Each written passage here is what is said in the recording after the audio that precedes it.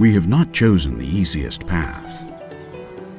Direct observation, experimenting, and monitoring have provided us with real lessons in restoration. We have analyzed, learned, worked to be able to say everything starts here.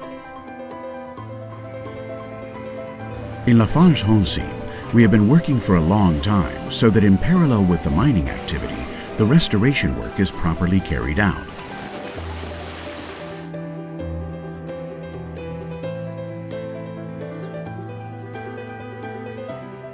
Knowing the natural dynamics and structural characteristics of the vegetation of the areas to be restored has allowed us to have a high level of biodiversity in our quarries.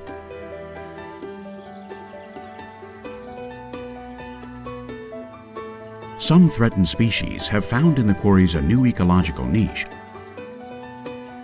and we have the great opportunity of working for conservation. We have collaborated in obtaining their seeds and favored their dispersion. We have planted, reinforced their populations, and we have been able to measure the results, and we want them to become better. For this, we have the best allies.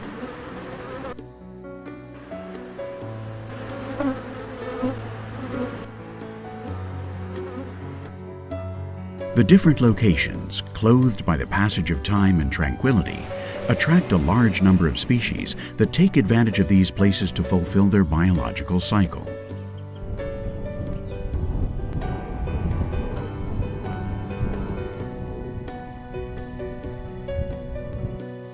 Places that once again wake up alive in the eyes of the visitor. Spaces that once restored become public places. A door open to anyone who wants to enjoy these places. Different entities were very involved in the conservation through alliances, agreements, or agreements of custody of the territory, and helped us to teach to the little ones as well the important thing that is implication in the defense and conservation of the natural environment. Working with experts has shown us that this works. They share with us our increasingly firm commitment to the environment with biodiversity.